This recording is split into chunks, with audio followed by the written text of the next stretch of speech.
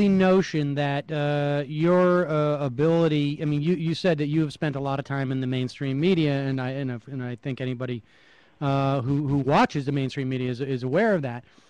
Isn't the fact that this chilling effect has already taken place, that you're finding talking about this book is much harder, and talking about this the end of America is much more difficult than your past books?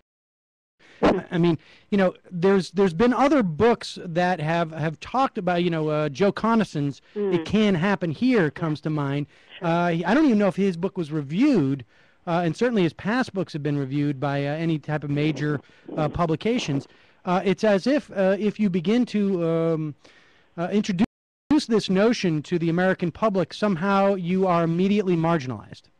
Well, you're absolutely right, Sam. It's fascinating. I mean, it's almost like there are two Americas. I've never had a book embraced so much by the internet and by the alternative media, immediately, and pushed so aggressively by independent booksellers and by, citizen journalists, working on the internet. And I've never had a book. Yeah, you're right. I mean, it almost seems like there are two Americas in terms of this book. And to be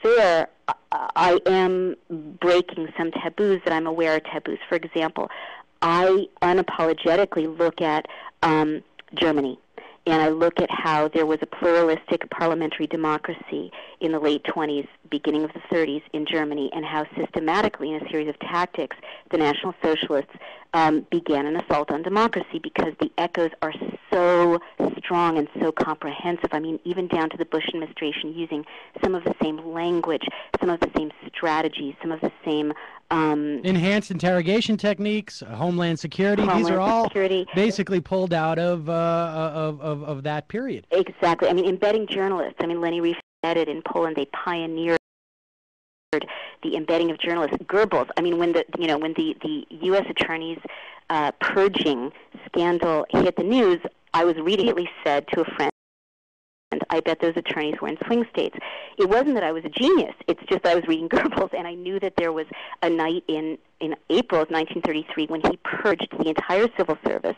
It was called coordination, replaced all of these independent lawyers, judges, with friends of the administration, friends of the regime. And after that, it was over, essentially. And that tactic has been copied by dictators all over the world subsequently, because it works. If you purge the civil service, purge the lawyers, put in your cronies. That was the Heritage Foundation put out a white paper in 2001 suggesting that very thing. No kidding. And well, let me. These are all the same people. I mean, these are the who funds the Heritage Foundation? The same people who 50 years ago were saying, well, Hitler's not necessarily such a bad guy. Right. Right.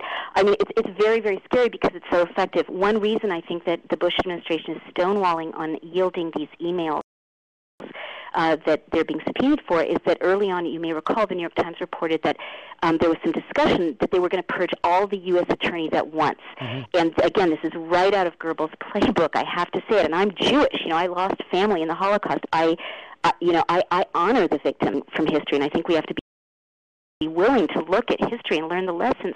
Had that been successful, Sam, we would be running up to an election in which it would be a sham election. I mean, it would be over if they had just managed to do that. And I really want to remind your listeners that in a closing society, it's not like you don't have elections. It's not like you don't have newspapers. You have elections. You have a judiciary. You have newspapers. What you don't have is freedom. So just the end of America. I mean, had that tactic been executed, that's how fragile democracy is. We would be looking at essentially the end of a pendulum that is free to swing in America.